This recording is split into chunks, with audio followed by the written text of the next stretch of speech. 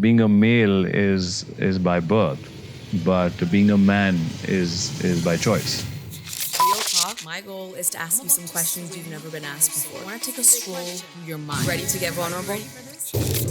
He's the heartthrob who's graced our screens and the Bollywood superstar behind some of your favorite movies. From Kapoor and Sons to Sher Shah, he's always pushing boundaries and surprising us. This is Sidharth Malhotra. I am so excited we're finally meeting. I know. After years after a Twitter interaction, RIP Twitter, but years ago we had a Twitter interaction.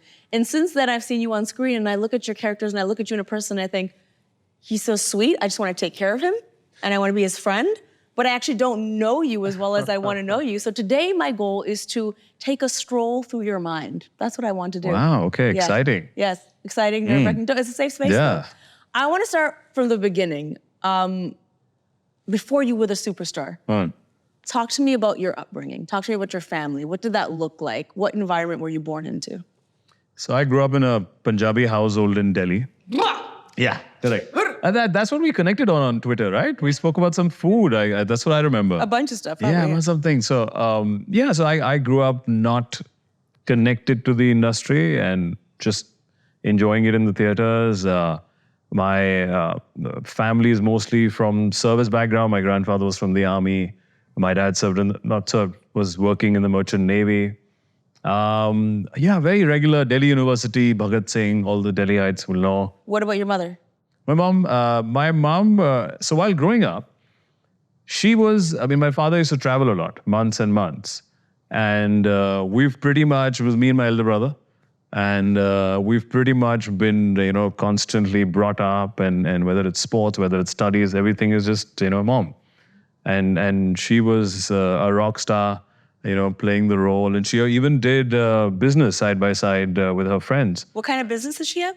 She used to, in Delhi, we have, these bungalows in the small garage, right? So suit bante the at that time. So she and a very close friend used to make a particular kind of design of suit and get it from different vendors and kind of have a small boutique store at that time, which was pretty cool. A businesswoman? Yeah, I know. Yeah, she did. And then which is pretty cool. We didn't realize we used to go to that small store in the garage and just, and see different outfits and colors and loiter around as kids. But now looking back, you realize that all my, influences and all the major, happenings of my childhood have, she's been there as a rock. And yeah, I think she's been a major, major influence in both our life, in my brother's life. So it's just you and your brother? Yeah. Would you say that your parents were strict growing up? I think my mom more than my father. We used to see lesser of him. How long did your dad travel for? Like, how long would he be gone at a time? So Merchant Navy is, they would go for 3 months. Okay. And they would come back. Do you feel like he was the main male influence in your life, or was there other male influences? Oh yeah, of course. I think, no, they were, I lived in a joint family. And oddly, my dad's younger brother who lived in the same house, my chachu, he joined the Merchant Navy as well. So even they both used to take turns and travel. But majority, I think we always saw our mothers, like, my chachi and my bua. And they're all taking turns and just bringing up this mad bunch of kids. Because I'm curious, you're describing a lot of men who, just through listening, this is an assumption I'm making, sound kind of macho. Oh yeah. Merchant Navy, they would go and do all the work. Did you look at them and think, oh, like this is how like men are supposed to be? I guess who was your influence to, because you also said that you grew up watching movies. Oh yeah, well. sure, of course. I know now you also have a dad who traveled a lot. So I'm trying to figure out when the first time as a kid, as a young boy, you thought, oh, this is how like a man's supposed to be. I don't know, definitely movies. Even the movies I watched was dictated by my mother. I mean, she would pick content. We had VCRs at that time, so she would pick content for us to watch. I'm glad you think I'm so young that I don't know what a VCR is. Oh, No, thank I'm you just so saying, much. Thank you so much. Just to put it out there, guys. So she would, even going out in theaters, single screens, Shah Rukh Khan movies at that time was a major part of us growing up, and that sense of charm and that sense of song and dance, or being extremely charming, I think was my impression of at least what was shown on the big screen. So crazy that you mentioned that Shah Rukh movies, Shah Rukh Khan movies are where you learn charm, because You definitely, obviously, are very charming in film. And I can attest in real life as well. Very charming. You have this like very sweet, like a softer quality that I really admire. But that begs the question of when you were younger, were you the boy that cried? Were you encouraged not to cry? Were you encouraged to be vulnerable or not be vulnerable? Did you have that kind of softness when you were a boy as well? So I've definitely had vulnerable moments, but I think growing up, I would maybe the kind of personality that I am, I would feel that that's something that I need to deal with by myself. A more introverted perspective to that.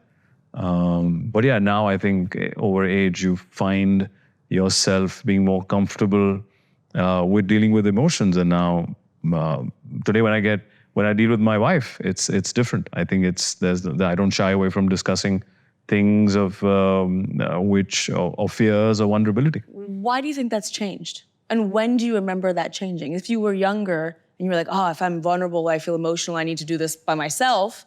When do you remember being like, actually, you know what? No, I can be vulnerable in public or out loud? I would say I think it's fear-based. Coming from a middle-class household, that's why I laugh about it now. The kind of impression that a middle-class family, or the pressure they put on just success or just getting a degree or getting that, because they're so scared of survival and livelihood in that sense, in a very raw sense. And that would just stress somebody out with fear-based thing, and you would be maybe scared to express as well. Fear is a major factor in our society sometimes that kind of restricts people from really expressing themselves. And now, over the years, I just feel like at present moment, it's fine to feel scared or vulnerable. Letting it go will only help your future, any profession that you're in. If you accept the fact that it's something that scares you, I think it's good. It's something that means you care. I agree. I completely agree. You, a couple of years ago, said in an interview that you think raising sons is really important and it starts with the fathers. Fathers raising sons. And we're in a time right now where a lot of great progress has been made towards, how we're representing girls and women in film. There's still work to be done, but there's still a lot of issues. The safety of girls and women, how a lot of them are not being sent to school, not giving opportunities. Talk to me a little bit about the role of a father. And as someone who is not yet a father, but let me be a Punjabi mother right now, maybe will be soon. No, you're talking like my mommy. My mom will be very happy. But if you are to have kids, you could soon play the role of father. And if you have a son or have a daughter, like how do you view that?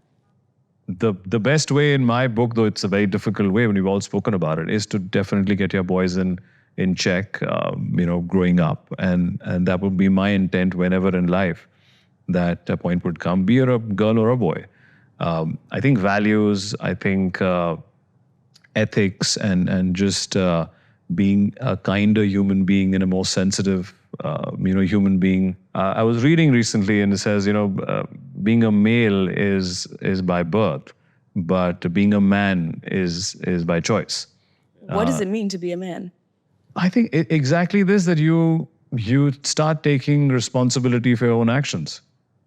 I think you start being more accountable and sensitive towards what you are saying, how you're dealing with your family members, your partners. And that's what I wish and hope, like we as a society or even as known, people can influence people in a correct way if we could help. And I feel that's the association that I really like that you are doing with your NGO, and that's the reason actually I'm here. Because I feel in my small way, if I can be part of that platform and encourage some of the people to really overlook as to what their boys are thinking. I think it's a very vast subject, but definitely something that parents can be conscious about as to what are they really feeding their kids in terms of culture, in terms of being examples, in terms of understanding, do they understand the value of being in society, having people in relationships. I have one idea, and I don't have all the answers either, trust me. Exactly. None of us do. But I do think one of the issues is that I think a lot of boys are raised to have a very specific definition of masculinity. I have to be in control. I have to have power. I have to exert power over other people. And I think one of the things that really builds up in them is they feel like they can't be vulnerable. They feel like they can't express emotions. They just have to be in control and be in power. You, however, might be one of the most vulnerable men I've ever had the pleasure of speaking with. So I have one idea of how to change the culture, which is, and you could take a second to think about this. I am just curious, and this can be about anything in your life, personal, professional, whatever. When is the last time that you felt shame, felt ashamed? When I Where you felt felt ashamed. scared, ashamed, vulnerable. Take a second to think. Don't Yeah. worry. Don't worry. I Take a don't know if second. I'd be me This is a hard, feeling- yeah. Yeah. But this is a good exercise. It is. No, For it men is especially, good. because I feel like so much of life is to not feel that feeling. But we all feel shame universally. Every single person, men, women, we all feel it. In my recent conversation with my mother, I had my father has not been healthy for a while, and me being maybe scared or angry about that at times tend to be a little more harsh on my mother, because she's the one who's taking care of the meds, and my father's not keeping that well to do that.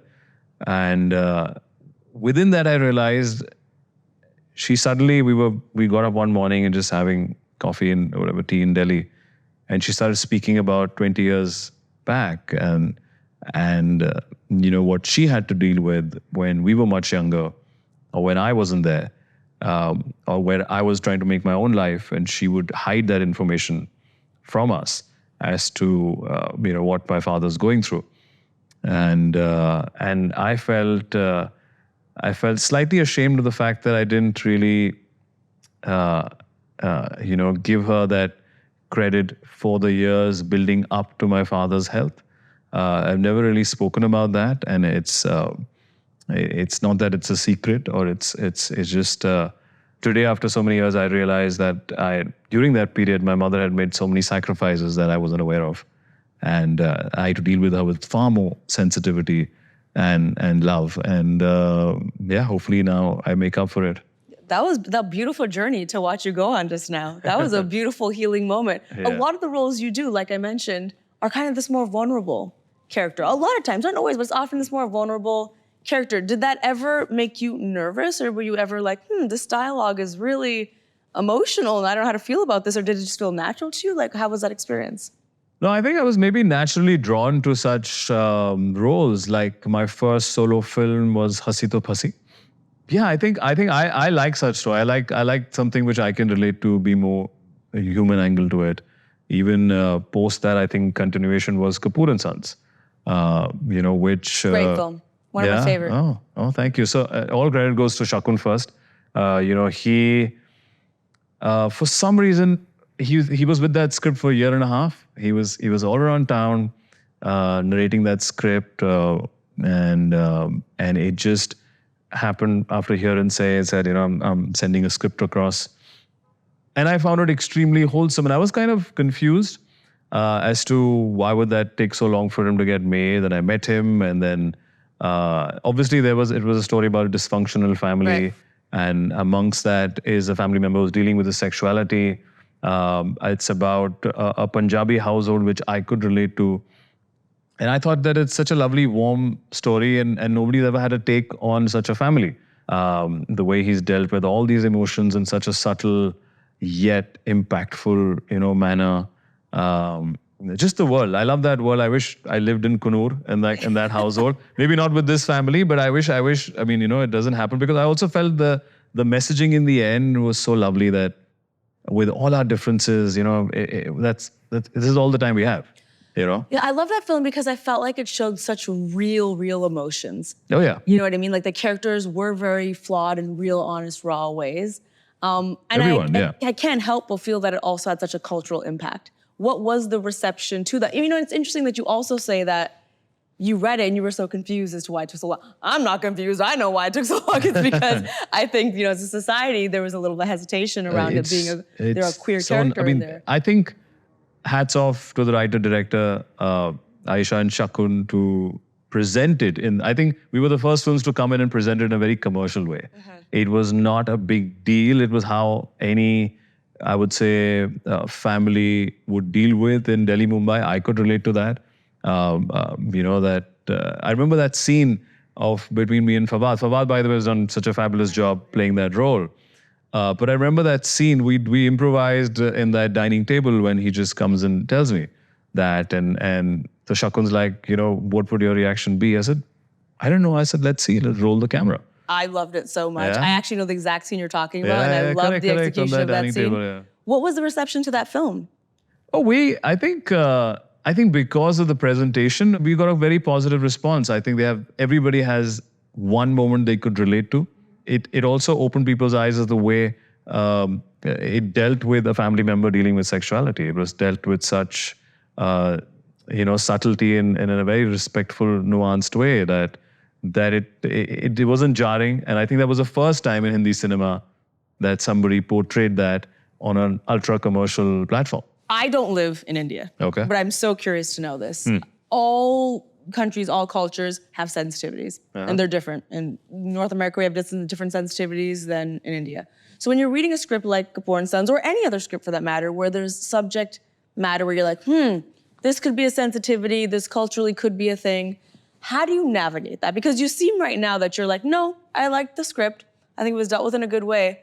But you also are living in a country where people do file cases against creators where there is a lot of sensitivity. So has there ever been hesitation to come on board certain movies because you're like, I don't know if that's something I can...